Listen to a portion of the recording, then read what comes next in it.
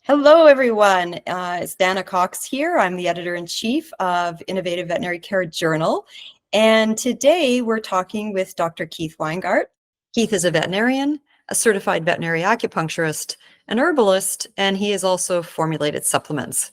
And we're going to be talking about KSM-66 Ashwagandha, which is an amazing adaptogenic herb that is helpful for all kinds of different issues. I wanted to start first by just asking you a little bit about ashwagandha, because I know it's been in the human health industry. It's been making waves in that industry for quite some time. In fact, I have it in my own supplement cupboard and have had it there for years. But now it seems to be moving over to the pet side. And I'm just wondering, how that transition is happening in animal health, why it's happening. Just wanted to get your perspective on that. Yeah, sure. First of all, thanks for having me here to talk about ashwagandha, especially the KSM-66. I think that it's interesting pattern that we see in the veterinary industry, veterinary profession, is oftentimes we see something catches fire or takes root in the human realm, and then we oftentimes see that the veterinary profession seems to follow suit. And I think that can happen with herbs as much as we see that happen with conventional medical pharmaceuticals and stuff like that as well. So ashwagandha has been in use for thousands of years, like 3,000 years, I believe. It's been used in Ayurvedic medicine as well as traditional medical systems, and has really shined in all that time. I mean, I think one of the words I've heard used to describe it is it's Indian ginseng. Okay, so it's a real vitality tonic, and I think what it's the reason why it's so versatile, and I think why it's used now so much. We're using it more in veterinary medicine, is because it has such a high safety profile.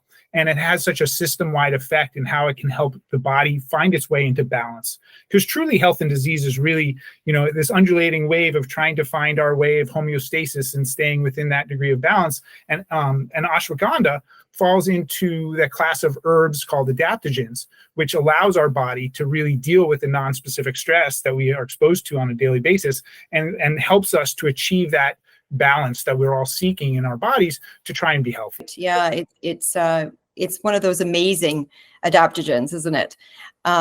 So what are the most common uses of ashwagandha for pet health issues that you see? When I first started using ashwagandha as an herbalist, I found it to be very helpful when I was helping support patients who had endocrine disturbances. So, for example, animals with, borderline low thyroid, where you could tell they were going to be hypothyroid, but they weren't necessarily at the point where we needed to reach for a medication or a synthetic supplement, where we could try and help support their thyroid gland using something like ashwagandha. Ashwagandha has also been helpful in veterinary medicine as a calming adaptogen. So you'll find it in several calming formulas. I understand that you've used it not only in your practice, but you're a formulator, and so you've helped on that side of things as well. Can you tell me a little bit more about that? Yeah, sure. Again, I think when we look at formulation, we're always seeking to find ingredients and herbs that are going to be coming from sources that we can really feel confidently that they're clean, okay, and that they are going to be potent, all right, therapeutic in their application. And when we're sourcing herbs, we have to look at very clearly what part of the plant is the medication coming from, and also how is that plant processed. And one of the things about KSM-66 is that it's prepared in a very traditional fashion, and that utilizes, interestingly, milk, as it soaks the root in milk to provide for the extraction of the constituents in there, like not just the withanolides, which everyone always talks about, but all the other compounds that are in there. And then so that way we're actually having the highest therapeutic potential for the plant. And KSM-66 uses only the root, because a lot of the ashwagandha that's out there may also have leaf and stem that finds its way into the medication, where we really want to have the highest concentration of those therapeutic compounds and really have it being more full spectrum. And that's why we've chosen KSM-66. Thorne on the human realm, the research side has worked with KSM-66 for a long time, and we carried that over into our veterinary line because we wanted to have an herbal supply that we knew was the cleanest, no solvents used, and that was going to have the highest concentration of withanolides, but also all those other constituents that work together. We call it synergistically to help support the formulation. So when we decided to use it, I really like the adaptogenic part of of its effects. And when we're working on supporting a patient's immune system, adaptogens are fundamental, okay? Because I think so many disease processes find a root of their issue is the effect of stress on the body. And if we can utilize things that are safe to use in the long term that help mitigate some of those effects of stress, that can help the big picture, right? So we're supporting that organism to kind of nudge it towards being in health.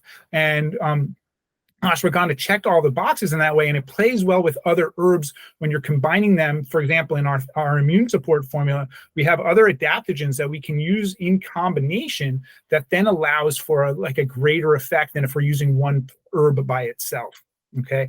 And then, so that's kind of like how we're looking at. So we really wanted to make sure we were using something that was very safe, that was clean, and that was proven to have therapeutic constituents in the levels that we wanted it to when we were formulating. Right. And I understand with KSM-66, there's pretty much full transparency. They grow it, they harvest it, and they manufacture it. So it's something that you can count on. Yeah, exactly. And they stand by that too. And as you mentioned, transparency is huge when we're working in formulation and as an herbalist. So we want to make sure like what we're getting is what they say is there. Yeah, absolutely.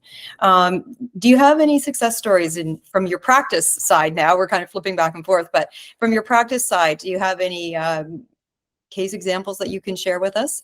I had a patient who was suffering from cognitive dysfunction, which is a fairly common condition in the dog that we see. And in my opinion, sometimes when we see their loss of cognition and we have our pets slip into senility and dementia, that can actually really have a more negative impact on the quality of life of the whole household, more so than an animal who's suffering physically.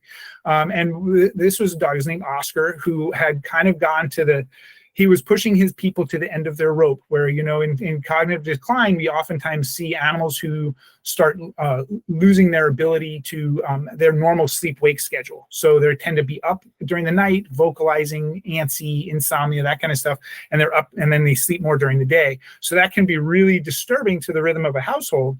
And so I was grasping at straws. This was years ago, and I said, I'm going to try ashwagandha. I had learned about it, and I said, let's try this. And I put the pet on an ashwagandha tincture, and within 1 week, I swear the owner would have kissed me if she could, because she was getting sleep. There was relaxation, and you could almost feel like there was this unwinding of the tension that was in that patient's body. And when you can see something like that in that kind of way, it sticks with you. It's a profoundly effective, it's a profound effect for something that didn't seem like it would have that kind of a big response. Ashwagandha has always kind of been one that I find to be so versatile, that can work, again, as I mentioned, across organ systems, and it also has that high margin of safety. The older dog, I have a 16-year-old, she's over 16 now, and you're going through a little bit of that. I guess we all need to go on ashwagandha. Is there anything else that you wanted to add about it? I do a lot of research in the longevity realm, and I think adaptogens are just another one of those possibilities that we can incorporate into, our animals and our own lifestyle, our own kind of like protocols, where we can have a rotation of different adaptogens and mushrooms and other compounds, which are going to help in the right blend and in the right combination to really shift the gears of how things play out in our aging process. And and when you look at something like ashwagandha, similar to reishi as a mushroom, they've been around for thousands of years. I mean, they were vaunted for their longevity properties. We keep trying to reinvent the wheel, but ultimately the answer has been here in the plants all along. Yeah, it's amazing. It really is. You just have to look a little harder for these things sometimes. But what's amazing too is that with a product like KSM-66 Ashwagandha, you can now find it in amazing supplements like the Thorn Vet supplements. And thank you for speaking about it today, because it's something that we would love to get the word out about. No, I'm so happy to be here. I'm happy to share. I appreciate the opportunity. Yes, thank you again. No, you're so welcome.